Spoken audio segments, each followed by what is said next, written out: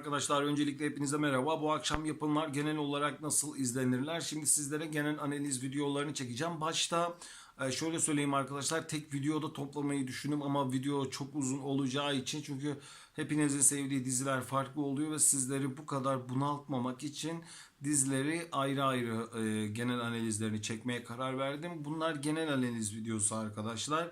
Akşama da diziler bittikten sonra tekrardan bir nasıl izlendiği hakkında video çekeceğim. Sayfama abone olabilirsiniz. Sevdiğiniz dizi hakkında son gelişmeleri takip edebilirsiniz. Size ilk olarak videoda İstanbullu Gelin'le başlayayım arkadaşlar. Sezonun finalini çok güzel bir izlenme oranıyla bitirdi. Seyirci ilgisini güzel çekti. Bölümler ilerledikçe izlenme oranlarındaki artışı devam etti. Zap yeme oranlarındaki düşüş devam etti ve sezon finalinde iyi bir reyting ile kapanışı yaptı ve bu akşam da sezonun ilk bölümüyle ekrana gelecek.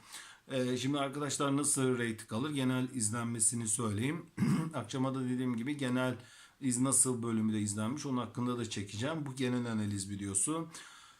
Ben şöyle söyleyeyim arkadaşlar. Sezonun finalinde bıraktığı seyirciyi bu akşam da çekeceğini düşünüyorum İstanbullu Gelin. Eğer şayet seyircisi İstanbullu Gelin'in sezonun ilk bölümünü beğenirse, zap yapmazsa, İstanbullu Gelin sezonun ilk bölümünde güzel bir açılış yapar. Seyirci ilgisini kendisine çekmiş olur ve ilerleyen bölümlerde de yeni sezon için yerini de garanti altına almış olabilir. Yani aslında dizi hakkında genel olarak birçok şey söylemek istiyorum. Hani sizlerle paylaşmak istiyorum. Ama videoyu da dediğim gibi şu an çok uzun tutmak da istemiyorum.